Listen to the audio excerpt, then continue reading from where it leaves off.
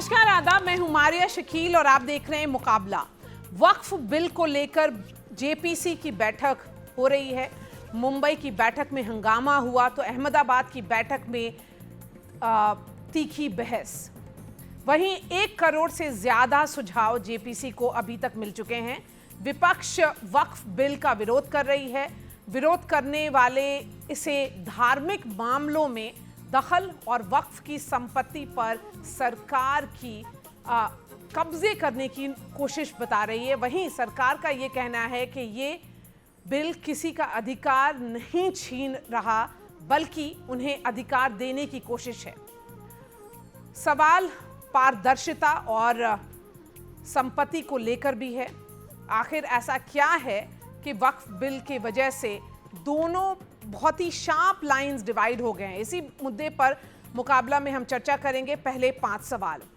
वक्फ bill को सिरे से खारिज करना, क्या ये सियासत है? वक्फ बोर्ड में पारदर्शिता की बात से परेशानी क्यों हो रही है? क्या वक्फ के पास ज़रूरत से ज़्यादा अधिकार है? जेपीसी को करोड़ों सुझाव सामान्य है क्या? वक्फ बिल के खिलाफ आम मुसलमान या सिर्फ कुछ मुसलमान? नोएडा में हमारे साथ यहाँ पे स्टूडियो में मौजूद हैं शुएब जमई, MIM के प्रवक्ता हैं, Anurag Varma, consulting editor Times of India, doctor Adesh Agrawal, senior advocate हैं, राजकुमार भाटी प्रवक्ता हैं समाजवादी पार्टी के, शाजिया इल्मी प्रवक्ता भाजपा की जूम से हमारे साथ जुड़ रही हैं, और अक्रमुल जब्बार खान हैं, निदेशक हैं वक्फ लिहाजा फोरम पुणे। शाजिया, क्योंकि इस पर बहुत सारे सवाल उठ रहे हैं कि इतना ज़्यादा रिस्पॉन्स आ रहा है, 1 करोड़ से ज़्यादा अभी तक जो सुझाव आए हैं, और क्योंकि ये भी बहुत क्लियर हो रहा है कि ये बहुत ही पोलराइजिंग लेजिस्लेशन है, शायद इसीलिए इतने सारे ओपिनियंस हैं। तो क्या आपने या सरकार ने या जेपीसी ने इतनी तैयारी की है कि जो स्टेक होल्डर्स के व्यू हैं वो सब इनकॉर्पोरेट कर लें? क्योंकि बहुत सारे जो व्यूज आ रहे हैं वो अनइन्फॉर्म्ड व्यूज हैं। बिल्कुल। तो क्या है वक्फ बोर्ड और क्यों जरूरी है संशोधन, और इससे किसका नुकसान हो रहा है, और क्यों इसको लेकर जो भी फैसले होते हैं जो ट्राइब्यूनल तय करता है उसको लेकर इतना घमासान रहा है और सालों साल इतनी शिकायतें रही हैं, इसको एड्रेस करना बहुत जरूरी है। और इसको बजाय ये कि हम हिंदू मुस्लिम मामला बनाएं, ये बेसिकली मसला है जिसमें बहुत सारे मुस्लिम पेटिशनर्स और लिटिगेंट्स हैं। तो इसको जैसे हर एक चीज हिंदू मुस्लिम बना दी जाती है और वोट बैंक की राजनीति के प्रिज्म और चश्मे से देखी जाती है, वैसे मैं कहना चाहूंगी कि इसको कम से कम ये ना किया जाए। आपको याद है क्या हुआ ट्रिपल तलाक के बिल में? आपको मालूम है कि सुप्रीम कोर्ट का फैसला आया। ऐसी एक प्रथा जो कुरान शरीफ में भी जायज नहीं ठहराई जाती थी, उसको भी मुस्लिम इश्यू बनाकर और ये कहकर कि नहीं ये दखल अंदाजी होगी, इसको मुद्दा बनाया गया। आपको याद है सीए में क्या हुआ? ऐसा कानून जिसका लेना देना नहीं था भारत के मुसलमानों से, लेकिन उसको लेकर इतना परेशान किया गया मुसलमानों को, बूढ़ी औरतों को झूठ बोला गया, गुमराह किया गया और खींचा गया कि आप तुमको ऐसा कर देंगे। तो ये फिर से वो सियासतदान जो बहुत ही अमीर हैं, जो सबसे ज्यादा लैंड होल्डिंग्स पर जिसका कब्जा है, वो चाह रहे हैं, ये भू माफिया जो अपने को सेक्युलर पार्टीज भी कहते हैं, वो चाह रहे हैं कि गरीब मुसलमानों का हक कैसे दूर रखा जाए। सोचिए एक ऐसा समुदाय जिसके पास इतनी ज्यादा लैंड होल्डिंग्स हो, जबरदस्त तौर पे हम 8 लाख एकड़ से ज्यादा की बात कर रहे हैं, और सोचिए जिसके 200 करोड़ एक कंजर्वेटिव एस्टिमेट की अर्निंग्स हो, उस कम्युनिटी जो इतनी अमीर होनी चाहिए वो इतनी गरीब क्यों है? क्यों नहीं इन सारे इतने ज्यादा जिसके पास लैंड हो, उन्होंने आज तक तलाकशुदा महिलाओं के लिए, बेवाओं के लिए, यतीमों के लिए स्कूल्स, कॉलेजेस, राहगाह क्यों नहीं खोली? और ये सवाल है, मुझे लगता है जरूरी है कि जमीन कहाँ से आई, कौन इस पर कब्जा किए हुए है, इसका रेवेन्यू मॉडल क्या है, कौन इसे बेच सकता है, कौन नहीं बेच सकता, अब तक इसमें क्या कुछ काम किया गया है वक्फ की नजर से, बिल्कुल ये बहुत जरूरी है। बिल्कुल। जो शाजिया ने सवाल उठाया कि अगर वक्फ के पास 3rd लार्जेस्ट लैंड बैंक है हिंदुस्तान में, तो माइनॉरिटी कम्युनिटी अभी भी इतनी ज़रूरतमंद क्यों है? शुएब जमई, इसका जवाब। सबसे पहली बात तो ये नैरेटिव ही बहुत गलत है कि वक्फ के पास इतनी ज़मीन है, 8 लाख 9 लाख एकड़ करोड़ की बात करते हैं। सिर्फ 3 स्टेट का अगर मैं डेटा दूं तो हिंदू इंडोनमेंट बोर्ड जो है ना, जिसके पास मंदिरों का कंट्रोल है और ज़मीनें जो दान पे जो आते हैं, सिर्फ आंध्र प्रदेश, महाराष्ट्र और ये तेलंगाना, इन 3 स्टेट का मिला कर के वो लगभग यहाँ से 7.5 लाख करोड़ सिर्फ 3 स्टेट में हो जाते हैं। अभी यूपी को नहीं जोड़ रहे हम, अभी बिहार को नहीं जोड़ रहे, मध्य प्रदेश को नहीं जोड़ रहे। तो ऐसा नहीं है कि यहाँ से कि सिर्फ वक्फ के पास इतनी ज़मीन है। दूसरे जो इंडोनमेंट बोर्ड्स हैं, हिंदू इंडोनमेंट बोर्ड्स है, उसके पास इससे कई गुना ज़्यादा है। अब सवाल ये उठता है कि इस बिल पे एतराज़ क्यों? देखिए, सबसे पहली बात तो ये है कि जो आपने इसमें क्लॉजेस लाए हैं कि भाई ट्राइब्यूनल के कॉन्सेप्ट चेंज होंगे। मौजूदा समय में ट्राइब्यूनल में ऑलरेडी डिस्ट्रिक्ट जज होते हैं और 2 मुस्लिम मेंबर होते हैं जो जुडिशरी से जुड़े हुए होते हैं, वो ट्राइब्यूनल। और ये बात ही नैरेटिव गलत है कि भाई इसमें कोई कहीं जा नहीं सकता। ट्राइब्यूनल के बाद भी अपील होती है, हाई कोर्ट और सुप्रीम कोर्ट तक लोग जाते हैं, पिटीशन, रिट पिटीशन, नंबर 1।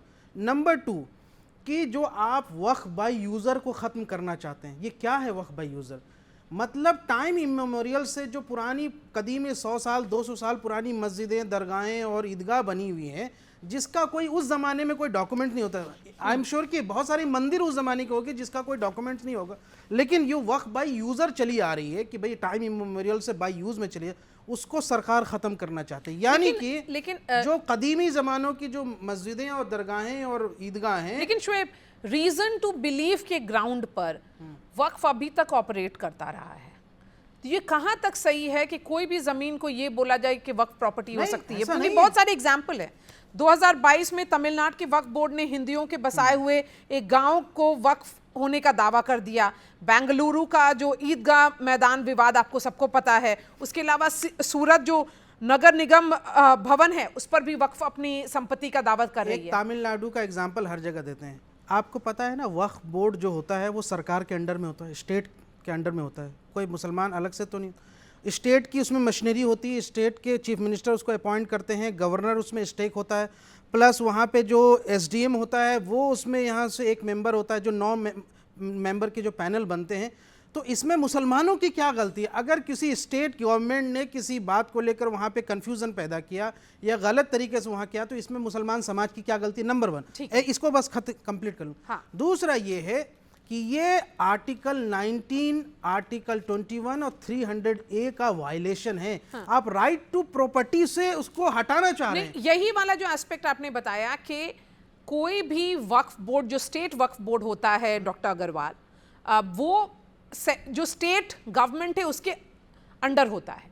तो अगर उसका पावर और उस तरह का अनाउंसमेंट जो आप बोल रहे हैं कि जैसे तमिलनाडु में हुआ, तो उसकी जिम्मेदारी स्टेट गवर्नमेंट की भी होती है। फिर देखिए, स्टेट गवर्नमेंट का कंट्रोल का नहीं होता, ये एक स्टैट्यूटरी बॉडी है जी। इसके इलेक्शन होते हैं, उसमें अलग अलग तरीके के, उसमें हमारे जो वकील होते हैं, बार काउंसिल के हमारे इलेक्टेड मेंबर होते हैं जो मुस्लिम होते हैं, वो भी हमारे वन ऑफ द मेंबर जो हैं वहाँ पर नॉमिनेट करा जाता है as a matter of right, not कि वो मर्सी पे है गवर्नमेंट की। जो भी मुस्लिम, जैसे में दिल्ली बार काउंसिल है, अगर उसमें कोई भी मुस्लिम इलेक्टेड होगा मेंबर, वकीलों का रिप्रेजेंटेटिव, तो वो वाला वहाँ की स्टेट जो वक्फ बोर्ड है उसका मेंबर होगा।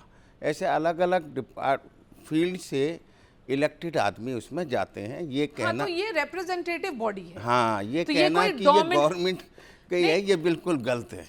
रिप्रेजेंटेटिव बॉडी है, लेकिन यहाँ से अपॉइंटमेंट जो है चीफ मिनिस्टर के ये पे होता है। जैसे दिल्ली में तो चीफ मिनिस्टर नहीं, एक मिनट, तो आपका कहना है कि चीफ मिनिस्टर अपॉइंट कर सकते हैं? बिल्कुल। अमानतुल्लाह खां को एज ए दिल्ली में वक्फ बोर्ड का चेयरमैन किसने नियुक्त किया? बगैर अरविंद केजरीवाल जी के फाइल मूव कराए, दिल्ली सरकार के फाइल मूव कराए, वो हो जाएंगे अपॉइंट? क्या अभी जो एडमिनिस्ट्रेटर हैं, मैं एक बता, अगर ये ना होता अभी जैसे दिल्ली में नहीं है, वो जेल में है, तो एडमिनिस्ट्रेटर हैं कौन? सेक्रेटरी साहब।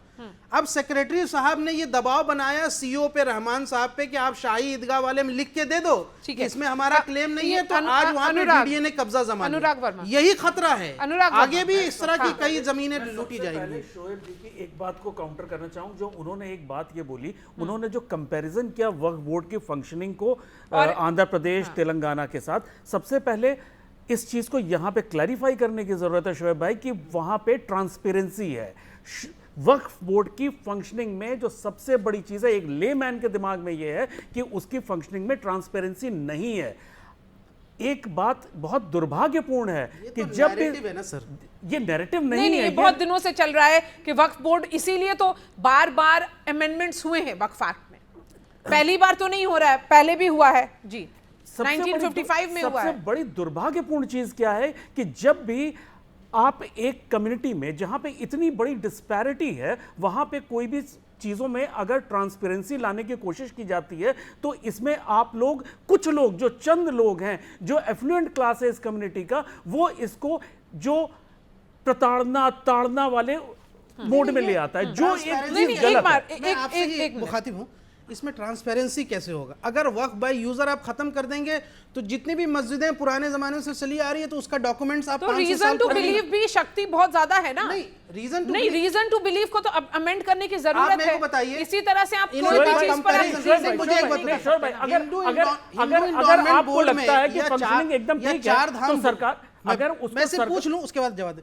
हिंदू इंडोनमेंट बोर्ड या चार धाम बोर्ड में कोई मुस्लिम मेंबर हो सकता है क्या मैंडेटरी? नहीं। लेकिन आप वक्फ बोर्ड में एक दो हिंदू मेंबर को मैंडेटरी कर रहे हैं। अकरमुल जी, ये क्या है? उनकी बात सुन लेते हैं, क्योंकि उनको आइडिया है वक्फ बोर्ड किस तरह से काम करता है। जी, आपने यहाँ पर बहुत सारे व्यूज सुने, आपका क्या व्यू है?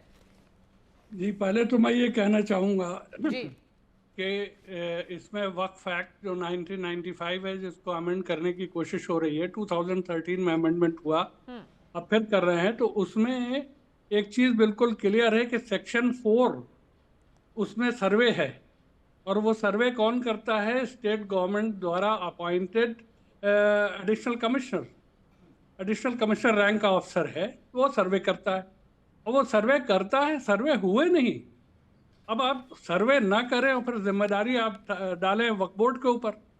वक्फ बोर्ड कहीं से कहीं तक जिम्मेदार नहीं है। Only after the additional commissioner completes the survey, it hands over the list to the Waqf board, जी, जो कि उसको देख के चेक करके भाई पुराने जो शाजिया जी, मैं दो चार चीजें यहाँ पे सवाल उठाए गए हैं। सबसे पहले तो मैं कह दूं कि ट्राइब्यूनल का जो फैसला होता है वो कंप्लीट और मुकम्मल माना जाता है, उसके बाद कोई रिव्यू नहीं पॉसिबल है, और ये बात मैं करूंगी, और इस बात का जवाब रिजिजू जी ने बाकायदा पार्लियामेंट में दिया, और उसको लेकर उसमें दिक्कत है।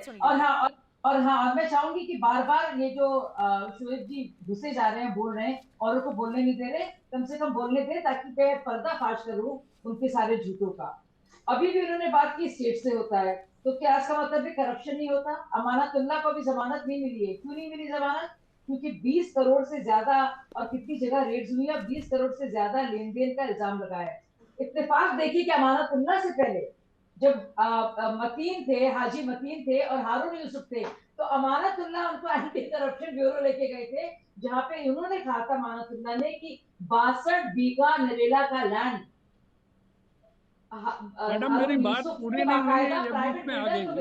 जी, मैं आऊंगी। हाँ साहब, आप अगर आप कुछ पूछ रही हैं ना, जब्बार साहब एक मिनट रुक जाइए। हाँ, लेट मी कंप्लीट। अगर एक मिनट पहले उनकी बात सुन लीजिए, उसके बाद मैं आऊंगी आपके पास। जी, मैं एग्जैक्टली आपको ये बता रहा हूँ। देखिए, बात तो सुननी पड़ेगी आपको भाई साहब। नहीं, सच। अरे बात क्या सुननी पड़ेगी? आपने मेरी बात कंप्लीट नहीं हुई, आप कहानी सुनाने बैठ गई।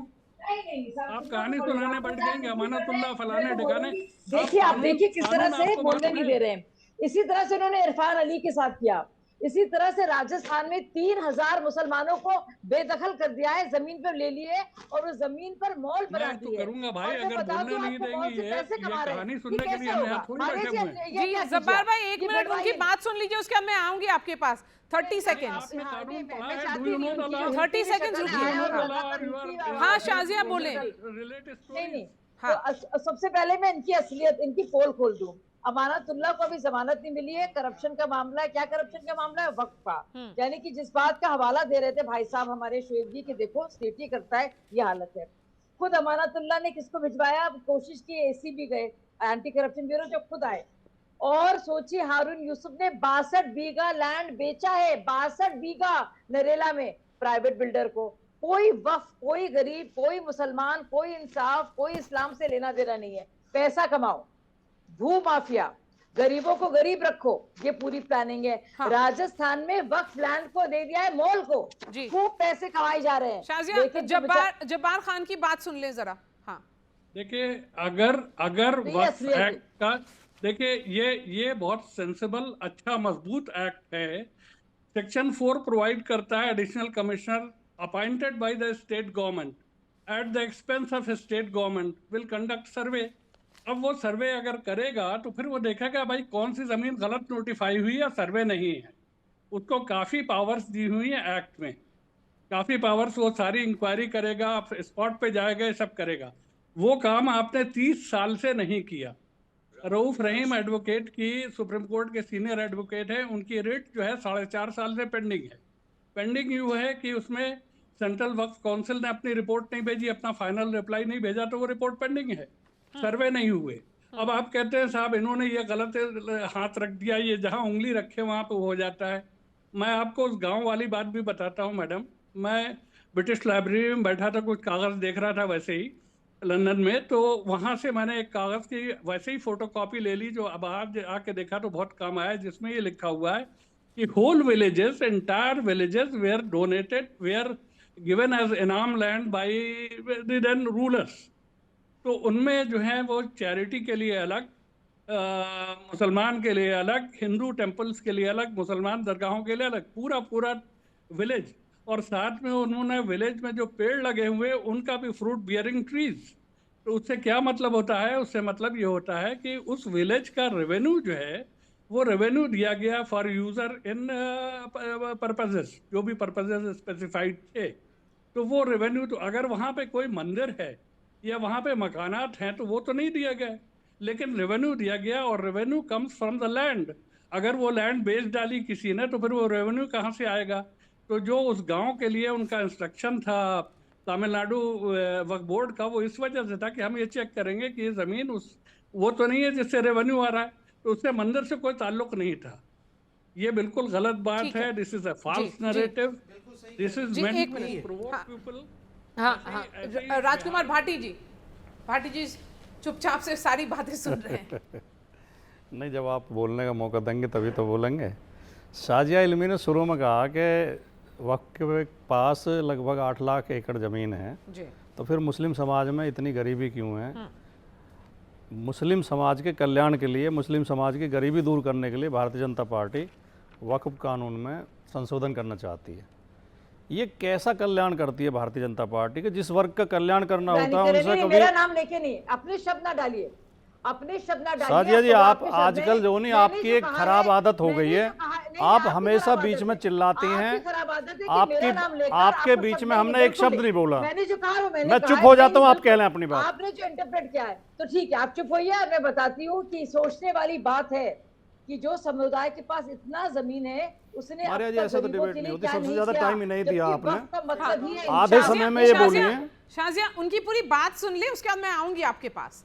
हाँ, इन्होंने यही शब्द बोले थे नहीं कि 8 लाख एकड़ जमीन है लेकिन समाज में इतनी गरीबी क्यों है, समाज विपन्न क्यों है, यही शब्द बोले थे नहीं?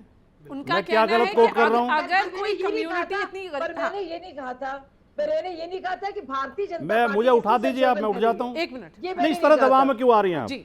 इनकी तो आदत है बीजेपी वालों की। भाटी साहब बोलिए। नहीं, गलत नहीं, बात है। कोई दबाव नहीं है, आप बोलिए, अपना पॉइंट रखिए। आप चलिए मुझे बोलिए। समय दें। नहीं, बोलिए। हाँ, इस पूरा अब तक जितनी आपकी डिबेट चली है, आधा समय साजिया इल्मी बोली है, बोलिए, और सबको टोकेंगी, सबके बीच में चिल्लाएंगी। बोलिए। मैं कहना ये चाहता, चलो साजिया नहीं कह रही, भारतीय जनता पार्टी कहती है, ये जिस समाज का कल्याण करना चाहते हैं, जिस समाज का हित करना चाहते हैं, उससे परामर्श नहीं करते। किसानों के लिए बिल लेके आते हैं, कहते हैं हम तो किसानों के हित में लाए हैं। किसान 13 महीने तक धरने पर बैठे रहते हैं, 700 किसान शहीद हो जाते हैं। नोटबंदी करते हैं, रिजर्व बैंक के गवर्नर से सलाह नहीं करते, किसी अर्थशास्त्री से सलाह नहीं करते। सेना में जो ये अग्निवीर लेके आते हैं, सेना के अधिकारियों से सलाह नहीं करते। या तो ये लोग मूर्ख बना रहे हैं देश का, या ये लोग इतने बुद्धू हैं कि नहीं पता नहीं है। अगर आप मुस्लिम समाज के किसी कानून में परिवर्तन कर रहे हैं तो उस समाज के 10, 20, 50 बुद्धिजीवियों को बैठा के उनसे सलाह करिए पहले, आप तब ड्राफ्ट करिए। अब जेपीसी में जा रहा ड्राफ्ट, अब सलाह मांग रहे हैं। जब विवाद हो गया, असली मकसद इनका ध्रुवीकरण ही होता है। ये लोगों को बांटना चाहते हैं। ये चाहते हैं कि कुछ लोग इसके विरोध में आवाज़ उठाएं और इन्हें ये कहने का मौका मिले कि ये देशद्रोही हैं, ये भारत के खिलाफ हैं, ये पाकिस्तान से संचालित होते हैं, विदेश से मदद आती है। ये उल्टे सीधे जैसे किसानों पर आरोप लगाते थे। किसानों को क्या कहते थे? बिके हुए हैं, भाड़े के हैं, खालिस्तानी हैं, पाकिस्तानी हैं, आतंकवादी, यही कहते थे, यही शब्द थे। तो ये इनका ड्रामा है। ये किसी का हित नहीं चाहते। ये इस देश का नुकसान कर रहे हैं, इस देश के सोशल फैब्रिक को नष्ट कर रहे हैं।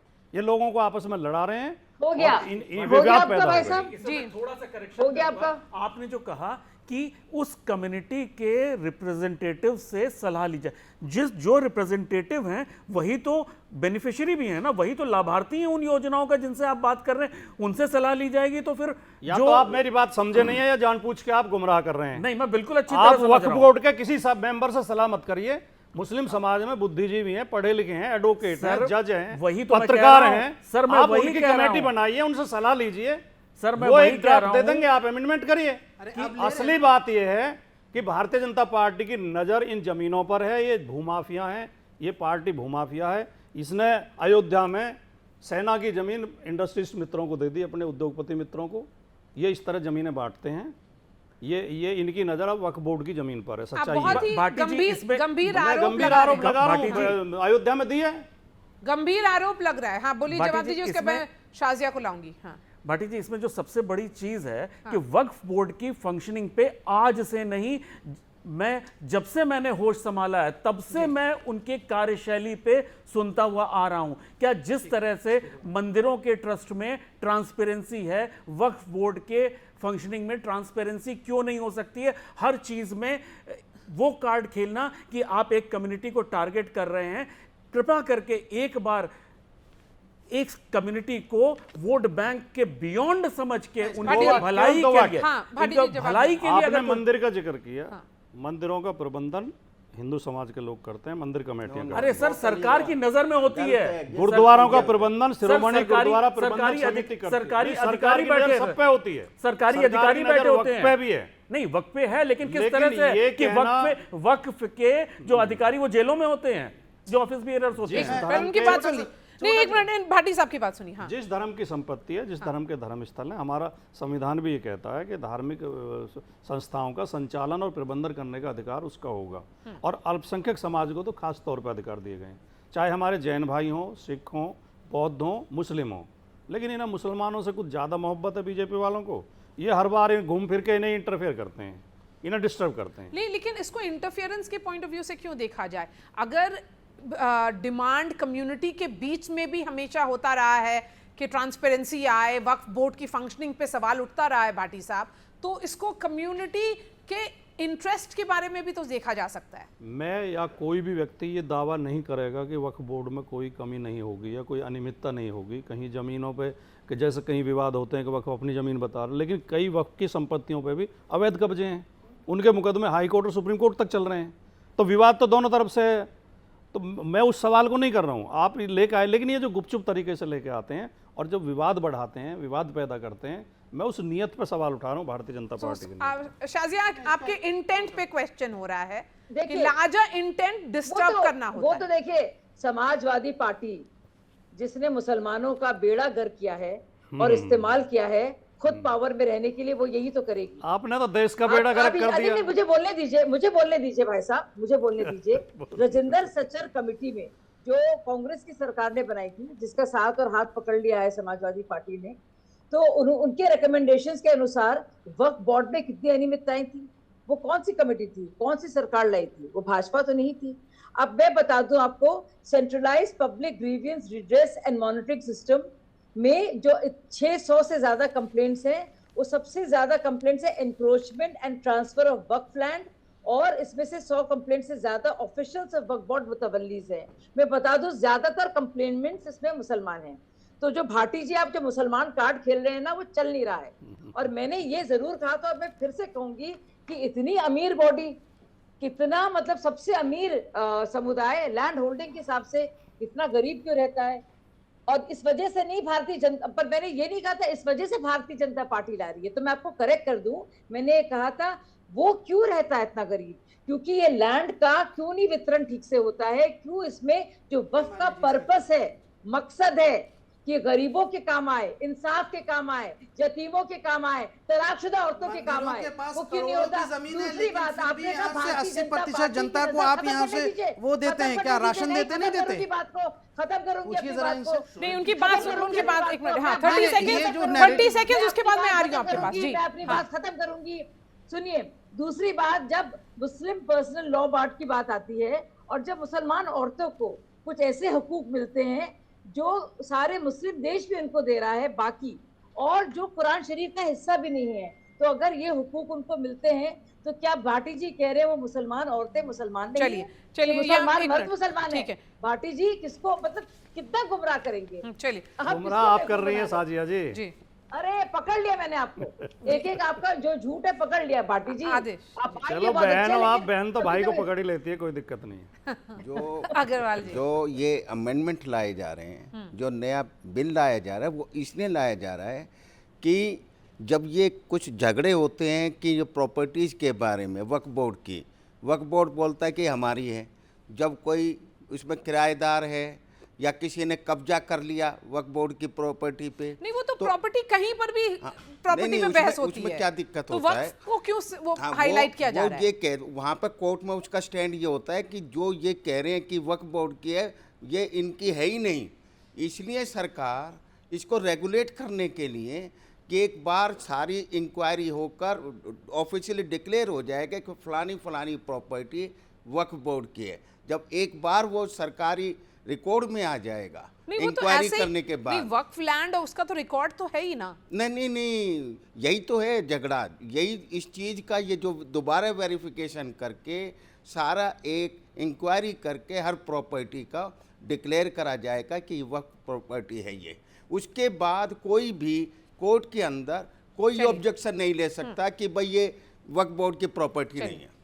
देखिए, ये जो नैरेटिव है ना कि वक्फ बोर्ड ज़मीनों को कब्जा करता है, दरअसल उसके हकीकत उलट, वक्फ बोर्ड की ज़मीनों पर कब्जा होकर के, उसी का उदाहरण हाँ दे रहा मैं दे रहा, मॉल बने हैं और यहाँ से कई जगह यहाँ से डीडीए ने कर लिए, कई एमसीडी ने कर लिए, दिल्ली के अंदर ही हमने ये 5 मंदिर हैं। Then show सुनिए, him. नहीं मैं Then कह रहा हूँ, आपको तो फिर वेलकम उसको- करना चाहिए हाँ, अगर उसके वक्फ सरकार बोर्ड की जो declare जमीन कर पे देगी। कब्जा हो रहा है। हाँ, तो इससे ये मसला हल नहीं हो रहा है। इसी से होगा। जो मैं बता रहा, अरे आप बोलिए तो मैंने हाँ, अब मैं बोलूं। बताऊं, इसी से होगा जब गवर्नमेंट वक्फ- डिक्लेयर कर दे कि कोई स्टैंड नहीं ले हाँ, सकते नहीं, वक्फ बोर्ड की नहीं अभी है। जो यहाँ से डिक्लेरेशन होता है वक्फ का, वो भी एसडीएम के हस्ताक्षर से होता है। सुनिए, नहीं आप पढ़िए, उसमें एसडीएम उसमें शामिल होता है उस पैनल में, जब यहाँ से डिक्लेरेशन होता है। अब जो आप इंट्रोस्पेक्शन की बात कर रहे हैं कि वक्फ के अंदर इतनी कर, इंट्रोस्पेक्शन होना एक अलग चीज़ है, उसके लिए हमने उसमें स्वागत भी किया है जो आपने डिजिटलाइजेशन और डेटा की बात की है, लेकिन जब ज़मीन ही नहीं रहेगी, जो वक्फ बाय यूज़र आप ख़त्म कर रहे हैं, जो यहाँ से ओरल जो डिक्लेरेशन पर है उसको आप ख़त्म कर रहे हैं, जो कदीमी ज़मीनियाँ, तो वक्फ ज़मीन ही नहीं रहेगी तो फिर इंट्रोस्पेक्शन किस बात? हमारा जो एतराज़ सबसे बड़ा है वो वक्फ बाय यूजर को खत्म करने का है, वक्फ बाय ओरल को खत्म करने का, ये वो तरीका है सरकार जिससे वो जमीन। आप बोल रहे हैं वक्फ बाय यूजर, लेकिन दूसरा काउंटर है रीजन टू बिलीव। इतना ज्यादा आप कैसे रीजन किसी भी बोर्ड को दे सकते हैं कि वो मान ले कि हमारी जमीन ये है तो हम वो ऐसा थोड़ी होता है। जैसे मान लीजिए कि यहाँ से कि मेरे पास 2 एकड़ जमीन है और मैंने यहाँ से ये कहा कि हम उस उम्र में पहुंच गए कि हमने अपने बच्चों को कुछ जमीन दे दी और हम ये कह रहे हैं कि कोई बेवा है तो उसने कहा कि भाई ये जमीन जो है हम दान दे रहे, कोई चैरिटेबल ओरली नहीं, वो नहीं माना जाएगा, नॉट यही ओनली तो करना ओरली, है। लिखित में भी होता है। आप कह रहे हो ना ओरली, अभी वो तो एक कॉन्सेप्ट है ही। 1900 यहाँ से 1905 के जमाने में जो दिया गया है वो ओरली हुआ था, उसका कौन सा यहाँ से डॉक्यूमेंटेशन? नहीं, तो फिर डॉक्यूमेंटेशन हो रहा है, प्रोसेस क्लीन अप वो हो रहा है। डॉक्यूमेंटेशन बाद में आए हैं, जो 1914 में आए, उसके बाद उसको लैंड रिकॉर्ड में लाया गया। सुनिए, अब सवाल ये उठता है कि जो आप यहाँ से हमने जो जमीन दान की वो किसी चैरिटेबल ट्रस्ट को जाता है, चैरिटेबल ट्रस्ट उसको रजिस्टर्ड करता है वक्फ में, ताकि इस बात का ये हो जाए कि ये जमीन किसी प्राइवेट काम के लिए नहीं होगी, मुस्लिम समाज की भलाई के लिए हो। अभी साजिया जी ने एक नैरेटिव बनाया कि जी इतना ज़मीन है फिर भी गरीब है। मंदिरों के पास कम चंदे, दान और ज़मीनें हैं, वक्फ बोर्ड से भी बहुत ज्यादा है, लेकिन उसके बावजूद भी 80 करोड़ परिवारों को आप यहाँ से अनाज और यहाँ से पहुंचाते हैं बोरी। करेक्ट करूंगा, तो बताइए सबसे बड़ी कहाँ चीज है हम गरीबी रेखा से कितने लोगों को ऊपर ले आए, वक्फ तो एक्ट ये है, नैरेटिव काम नहीं करेगा। शोएब जी, मैं आपको और भाटी जी को, जो आप लोगों ने बार बार मंदिर के एडमिनिस्ट्रेशन और मंदिर की इनकम के साथ वक्फ बोर्ड को जो कनेक्ट किया, उसमें मैं एक चीज आपको करेक्ट करूंगा, एक बेसिक चीज याद दिलाऊंगा, पता आपको भी होगी कि जो वक्फ बोर्ड बना था या वक्फ का जो कॉन्सेप्ट है वो चैरिटी के लिए है, कि कोई आदमी वो लैंड डोनेट करता है जिससे गरीबों का भला हो सके, और जो मंदिर हैं या देवस्थान हैं वो आस्था के केंद्र हैं, ना कि वो किसी बिजनेस का भला ना हो। नहीं, क्यों नहीं भला हो रहा है, क्यों भला क्यों नहीं हो रहा है? भाटी साहब, भाई इंट्रोस्पेक्शन की बात तो हम कह ही रहे हैं ना, लेकिन वक्फ यूजर खत्म करके आज जो काशी, मथुरा और अयोध्या का हाल हो रहा है, आज जो वहां संजौली मस्जिद में हो, मैं गया वहां पे, स्टेट गवर्नमेंट चाहे सेकुलर पार्टी को हो या बीजेपी, वो क्या करती है कि वहां पे वक्फ बोर्ड को कमजोर कर देती है। आज शिमला में भी कोई यहाँ से वक्फ बोर्ड का चेयरमैन नहीं है, दिल्ली में भी नहीं, इसी वजह से यहाँ शाही ईदगाह इतना मजबूत ऑलरेडी है, कमजोर होने में 50 साल लगेंगे। शाही ईदगाह मस्जिद भी यहाँ से जा रही है उसकी जमीन, और संजौली में भी इसलिए दिया गया क्योंकि वहां कोई चेयरमैन नहीं है। एक छोटा सा ब्रेक लेने वाले हैं, उससे पहले जरा उनकी बात सुन लें। यही वजह है। जेपीसी में है, हमें ये विश्वास रखना चाहिए कि जेपीसी में सभी पार्टियों का प्रतिनिधित्व है और दोनों समाज के लोग हैं, तो वो जो ड्राफ्ट लेके आएंगे वो ठीक ठाक लेके आएंगे, जो उसमें कमियां थी उन्हें दूर कर लिया जाएगा, ऐसा विश्वास करके हमें उसका इंतजार करना चाहिए। बीच में जब उसी समय चर्चा करेंगे जब ड्राफ्ट आ जाए एक बार, कि इसमें जो थोड़ी बहुत कमी थी, अमेंडमेंट के लिए कोई मना नहीं कर रहा है कि अगर कहीं सुधार की जरूरत है सुधार के लिए किया जाए, जमीन हड़पने की नीयत से ना किया जाए। तो ये नियत पे सवाल क्यों उठा रहे हैं? नहीं, नियत, उसका जो पहला ड्राफ्ट था उसमें कई प्रावधान ऐसे थे, जैसे कि वो एसडीएम को पूरी पावर दे रहे थे, जो एसडीएम करेगा फाइनल वही हो जाएगा। अब एसडीएम तो सरकार के होते हैं, सरकार की नीयत खराब होगी। अभी जो शोएब जमी उदाहरण दे रहे थे, मैं यहीं नोएडा का ही दे देता हूँ। यहाँ जीआईपी मॉल बना हुआ है, इसमें कब्रिस्तान की ज़मीन थी, जबरन कब्जा कर लिया गया, उसे बाउंड्री के अंदर ले लिया गया। मुस्लिम समाज के लोग धरना देते रहे, हम भी कई बार उस धरने में जाके शामिल हुए, डीएम से एसएसपी से मिले, कुछ नहीं हुआ, वो उसमें चली गई ज़मीन।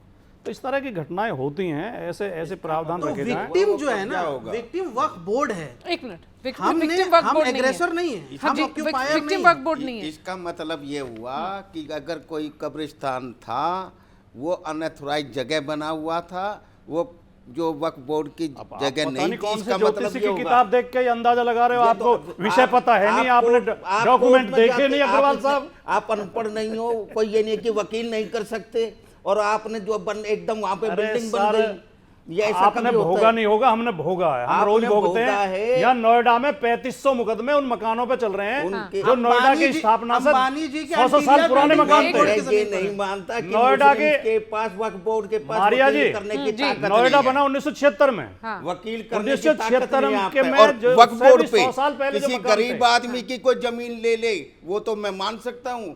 वक्फ बोर्ड की जमीन ले ले अगर उनकी थी और वो वकील ना कर पाए, ये कोई बिलीव नहीं कर सकता। नोएडा की स्थापना से पहले मकान थे, वो मकान कभी नोएडा ने अपने बोर्ड की थी, तो आप जब बोल चुके, मैं तब बोल रहा हूँ। मैं आपको ये बता रहा हूँ, तो आप वकील बीच कर सकते हैं नहीं। कहना तो दें अपनी बात, मैं जैसे बोलना शुरू करता हूँ हर बार बोलने लगते हैं। नोएडा 1976 में बना, नोएडा ने क्या किया, फिजिकल सर्वे किए बिना नक्शे मेज पे फैला के और लाइन खींच दी पेन से कि इतनी जमीन हमने एक्वायर कर ली। उसमें गाँवों की बहुत पुरानी आबादियाँ थी, 3500 मुकदमे पीपी एक्ट में चल रहे थे और उनके फैसले आज तक नहीं हुए हैं। जब नोएडा था ही नहीं तब के मकान थे, वो कह रहे हैं हमने एक्वायर कर ली जमीन।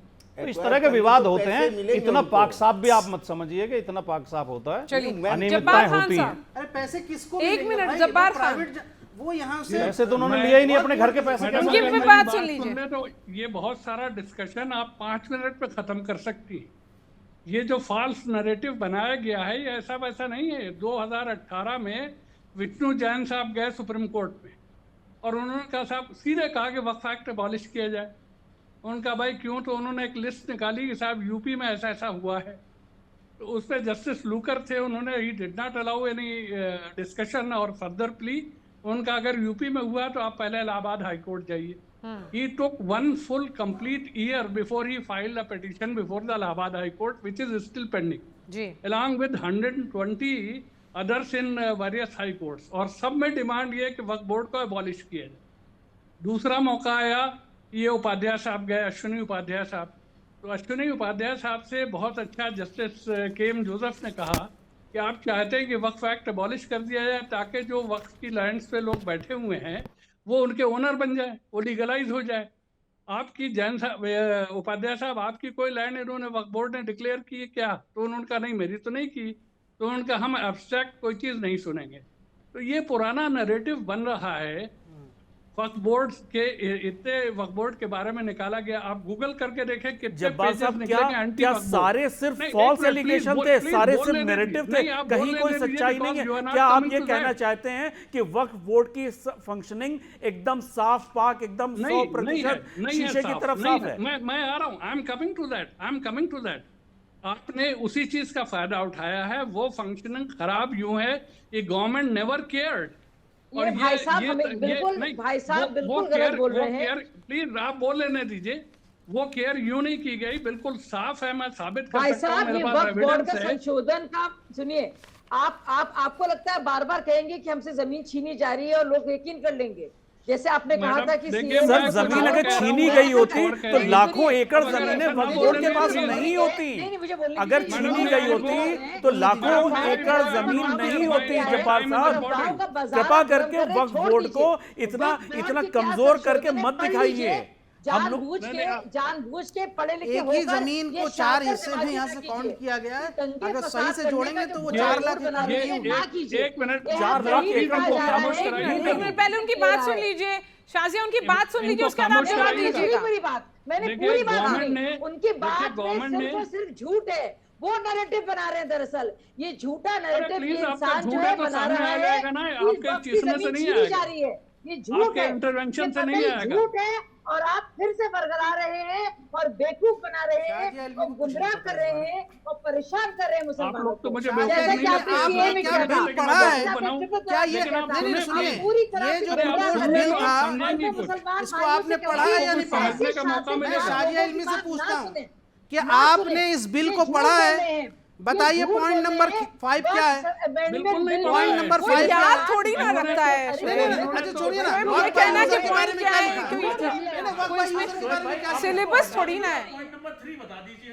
Work by user, work by point number 3 बता दीजिए। पॉइंट नंबर 3, पॉइंट नंबर 5 हम ही बना देते हैं ना वर्क बाय यूजर के बारे में। नहीं, आप वक्त बाय यूजर पे आपने बहुत Point ज्यादा number 3 बोला है, work लेकिन by user नहीं, पहले वो शाजिया और जब्बार साहब की बात सुनते हैं। जी नहीं, देखिए जब्बार साहब की बात मैंने सुनी। जब्बार साहब कह रहे हैं कि देखिए लगातार ये चल रहा है कि जमीन छीनी जा रही है, तो लगातार ये विक्टिम कार्ड खेलना, ये मातम करना, बावजूद इसके कि आप जानते हैं इतना करप्शन रहा है और सब जानते हैं इस बात को।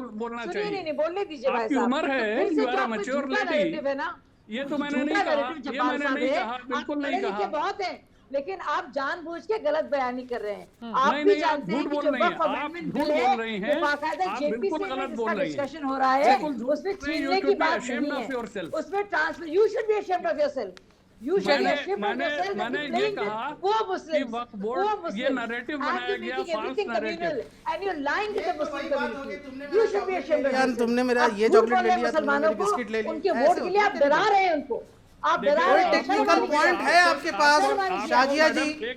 आप बीजेपी की तरफ से हैं, सरकार की तरफ से प्रवक्ता है, कोई टेक्निकल पॉइंट है आपके पास या फिर ऐसे लड़ाई करेंगे आप, झगड़े? जानते नहीं।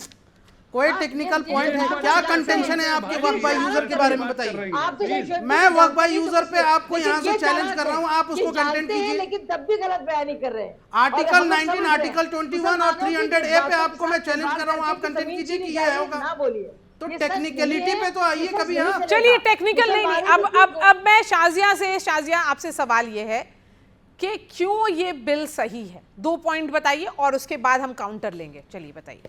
ये सालों साल से ना सिर्फ स्ट्रक्चर कमेटी के बाद, लेकिन उससे पहले से पेटिशनर्स और लिटिगेंट्स कह रहे हैं कि ट्राइब्यूनल और जो मुतवल्ली होते हैं वो करप्शन करते हैं। करप्शन के हजारों मामले मैंने खुद बताया, अभी अमानतुल्लाह जेल में है, जमानत नहीं मिली। Corruption in Waqf board property को लेकर मैंने आपको एग्जांपल्स बताए। स्टैच्यू ऑफ लिमिटेशन नहीं है, यानी कि अब कोई भी कह दे कि ये जमीन थी, ताजमहल, सुन्नी वक्फ बोर्ड ने कहा कि ताजमहल हमारी प्रॉपर्टी है।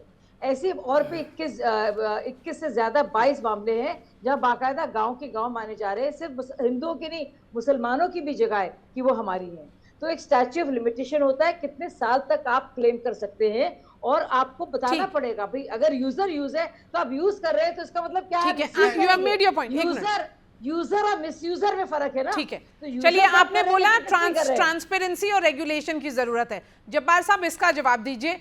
आप भी ये मानते हैं कि पाक साफ नहीं है बोर्ड, उसकी फंक्शनिंग में सवाल उठ रहा है, तो फिर ट्रांसपेरेंसी और रेगुलेशन में आपका क्या ऑब्जेक्शन है? आप बात सुने, मेरा कोई ऑब्जेक्शन नहीं, मेरा तो बड़ा पर्पस सर्व होता है मैडम। मैं भी मुतवल्ली हूँ एक प्रॉपर्टी का, बहुत लड़ा के मैंने ली है, उसमें आज भी इंक्रोचर बैठे। तभी तो बहुत तकलीफ हो रही है आपको। सुनाइए ना, आप इनको चुप कराएं जरा प्लीज। शाजिया, उनकी बात सुन लीजिए। हाँ। मैं मुतवल्ली होने से पहले गवर्नमेंट ऑफ इंडिया में एडिशनल कमिश्नर, एडिशनल सेक्रेटरी था। आप सोचे आई एम नो ऑर्डिनरी मुतवल्ली। I have won that land. I have taken back the others maybe not, and that doesn't change anything. सुनिए भाई, आप इनको वो चुप कराएं, अदरवाइज शाजिया प्लीज उनकी बात सुन लीजिए। शाजिया, उनकी बात सुनिए जी, बोलिए जब्बार साहब, 30 सेकंड्स। मैं ये कह रहा हूँ, गवर्नमेंट के पावर है सारी। गवर्नमेंट का एडिशनल कमिश्नर को सर्वे करना है, सर्वे नहीं हो रहा, कोई जवाब नहीं सर्वे करने का। वक्फ एक्ट में रिपोर्टों का प्रोविजन है कि एनुअल रिपोर्ट जावेगी, एनुअल रिपोर्ट सबमिट नहीं हो रही। गवर्नमेंट कहती है कल के मर से आज मर जाओ। तो जरूरी है ना कि कानून बने और ट्रांसपेरेंसी। आप इनको चुप कराएं। अच्छा है ना। चलिए, एक छोटा सा ब्रेक लेते हैं इसी बात पर, और मुकाबला में इसी इशू पर डिबेट जारी रहेगा। सवाल ये भी है कि क्या ये पारदर्शिता की कोशिश है या सिरे से खारिज करना, क्या ये सही है? एक छोटा सा ब्रेक और हम फिर वापस आएंगे।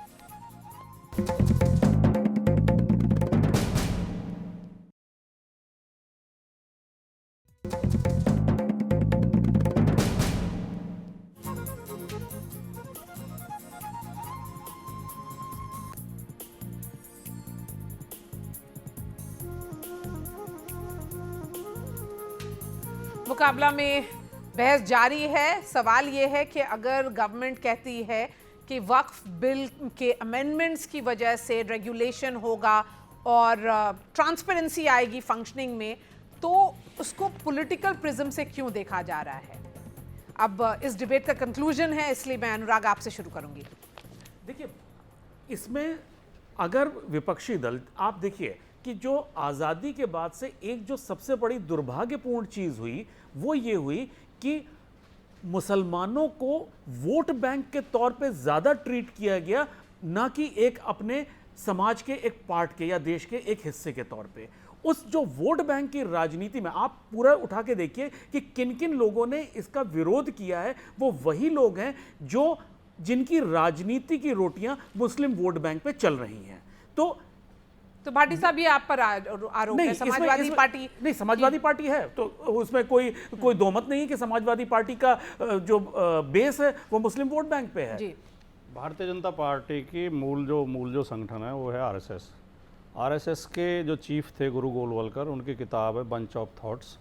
उसमें उन्होंने स्पष्ट लिखा है कि हमारे 3 शत्रु हैं, मुसलमान, ईसाई और कम्युनिस्ट। ये भारतीय जनता पार्टी की आरएसएस की सोच है मुसलमान के बारे में। इस बिल में ज़्यादा विवाद इसलिए है, ज़्यादा संदेह इसलिए है कि जो स्टेक होल्डर हैं उन्हें बीजेपी की नीयत पे विश्वास नहीं है। बीजेपी उनका विश्वास जीते तो हो सकता है बीजेपी कुछ करेगी तो विश्वास भी कर लें। ये भले के लिए भी करते हैं तो उन्हें लगता है हमारा नुकसान करना चाह रहे हैं, और इनकी नीयत भी ज़्यादातर नुकसान की होती है। ये जो भी बिल लेके आते हैं, जो भी कानून लेके आते हैं, चाहे 3 तलाक वाला हो, चाहे मदरसों पे जब बार बार पाबंदी लगाते हैं, चाहे ये आप वक्फ वाले लेके आए, ये मुस्लिम समाज को परेशान करने के लिए, चाहे सीए लेके आए, चाहे एनआरसी। आपकी पार्टी या आप ऐसा नहीं चाहते कि जो गरीब मुसलमान हैं वो क्या इंटेंट पे सवाल उठ रहा है शाजिया आप लोग के कि अगर अच्छा इंटेंट भी है लेकिन फिर भी बिकॉज आपने इस कम्युनिटी से आपका अच्छा रिश्ता नहीं रहा है तो इसलिए वो कम्युनिटी आपको डाउट करती है। देखिए, इनके ही सवाल में इनका जवाब था। अब ये कह रहे हैं ट्रिपल तलाक बिल, इससे किसका फायदा हुआ? औरतों का हुआ, वो औरतें मुसलमान हैं। वक्फ में जो है सबसे ज्यादा पिटिशनर्स मुसलमान हैं, उससे उनका फायदा हो रहा है। इससे पहले इन्होंने सीए की बात की। ये मान रहे हैं कि सीए का लेना देना भारतीय मुसलमानों से नहीं था, लेकिन क्योंकि इस्तेमाल करना था, जो कि इन्होंने किया कि डराया धमकाया, तो इनका इंटेंशन दरअसल और नियत इतनी खराब है मुसलमानों को लेकर, तभी तो मुसलमानों की हालत रही है। ये सारी सेक्युलर पार्टीज कब्जे में थी, का कब्जा था, इतने सालों तक शासन में थी, मुसलमानों की हालत फिर ऐसी क्यों रही? अगर वाकई में फिक्र होती तो इतने सालों की सेक्युलर सरकारों के बाद मुसलमानों की ये हालत होती?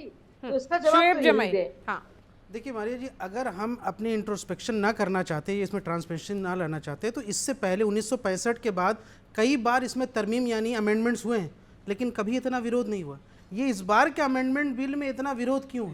क्यों भी बन चुकी है। हाँ, लेकिन विरोध नहीं हुआ मुस्लिम समाज से इतना। जेपीसी हुई नहीं, है, हमेशा रहा है विरोध, इतना नहीं। कोई भी रेगुलेशन या इम्प्रूवमेंट के लिए हमेशा विरोध रहा है। बाई यूजर को खत्म करने की कोशिश किसी गवर्नमेंट ने नहीं की, वक्त बाई ओरल को खत्म करने की कोशिश नहीं की। ये लिमिटेशंस की बात कर रही थी अभी कि भाई सुन्नी वक्फ बोर्ड चली गई वहाँ पे ताजमहल को, कोर्ट ने उसको मना कर दिया। उसी तरह कोई हिंदू संगठन भी गया था कि यहाँ पे मंदिर है, उसको एएसआई ने खारिज कर दिया, कोर्ट में कह दिया कि नहीं यहाँ पे कोई, तो कोर्ट कह रहा है ना। अभी यहाँ से जो रंग बिरंगे कपड़े पहन के जो मिनिस्टर से मिल करके आए कि ये वक्फ बोर्ड सही है, जो मुसलमान वहाँ दरगाह शरीफ के और अजमेर के, आज दरगाह अजमेर शरीफ पे यहाँ से हिंदू संगठन ने क्लेम कर दिया कि वो मंदिर है। और यही हाल पूरे देश के मस्जिद और दरगाहों का होने वाला है अगर ये बिल पास हो गया। लेकिन शुएब, ये मैं यही बता रहा हूँ, लेकिन ये और ये पब्लिक समझ नहीं रही है। फियर क्यों क्रिएट कराया जाए? देखिए अभी हो रहा है ना रेगुलर। सभी जो ये डराया जा रहा है कि केवल मुस्लिम्स के वक्फ बोर्ड और जो हुए हैं उनमें और कास्ट वाले ऑफिसर्स या आदमी नॉमिनेट करे जाएंगे, ये वाला ये पता होना चाहिए। हिंदुओं का भी, आप आंध्रा में जाइए, आप तमिलनाडु में जाइए, कर्नाटका में जाइए, केरल में जाइए, वहाँ पर एडमिनिस्ट्रेटर होता है हर मंदिर का, जो कि गवर्नमेंट ऑफिसर होता है, और बोर्ड बनता है जो चीफ मिनिस्टर बनाता है। अभी जो तिरुपति का है उसके अंदर Christian was the chairman of the board. तो ये कहना कि जी जब बस हमारे पास 30 सेकेंड्स है जब्बार साहब के लिए। जब्बार साहब, आपके थॉट्स। दूसरे धर्म वाले होते हैं, मैं ये बता रहा हूँ। और ये रिकॉर्ड मैडम, अगर ये कोई बोले ना तो वो देखिए शाजिया आलमी तैयार हो गई बोलने के लिए। नहीं, आप मुझसे कह रहे हैं ना जी, बोलिए। मैं देखिए आपको कहना चाहूंगा, अगर आप लोगों को सुनने का पेशेंस है, state governments have never bothered to implement the law, जो उनकी पूरी पावर थी। I feel happy only about this कि state governments have been knocked out by this act, by the proposed amendments। लेकिन उन्होंने कभी कोशिश नहीं की, उनका एटीट्यूड ये था कि मुसलमानों की चीज़ है, कल के मरते आज मर जाओ। ज़मीन, कहा जाता है कि दुनिया की सारी लड़ाइयाँ जो हैं 3 चीज़ों पर हुई, ज़र, रन, ज़मीन। तो ये ज़मीन जो है ऐसी चीज़ है, इसको सारे लोगों ने एक्सप्लॉइट किया है। यहाँ पे शरद पवार जी, उनके पास उनकी पार्टी के बहुत लोगों ने ज़मीन वो की है। पहले एक चीफ मिनिस्टर थे, 12.5 एकड़, उन्होंने अपने एक very valuable land worth almost 50 crore अपने एक रिश्तेदार के नाम लिखा ली। तो ये तो गरीब बेचारा मुसलमान कहाँ क्या करेगा, जिसके लिए आज मैं लड़ रहा हूँ। जो मैडम, मैं जो मुतवल्ली जो आप, इसीलिए तो जरूरी है भाई साहब, आप तो मेरा, आपके भी सवाल में आपका जवाब है जी, शुक्रिया ये कहने। चलिए, हमारे साथ जुड़ने के लिए बहुत बहुत शुक्रिया। शाजिया इल्मी, जब्बार खान, डॉक्टर आदेश अग्रवाल यहाँ स्टूडियो में, अनुराग वर्मा, शुएब जमई और राजकुमार भाटी। मुकाबला में बात यहीं तक, अगले हफ्ते फिर से आएंगे और एक नए इशू पे मुकाबला करेंगे। शुक्रिया हमारे साथ जुड़ने के लिए।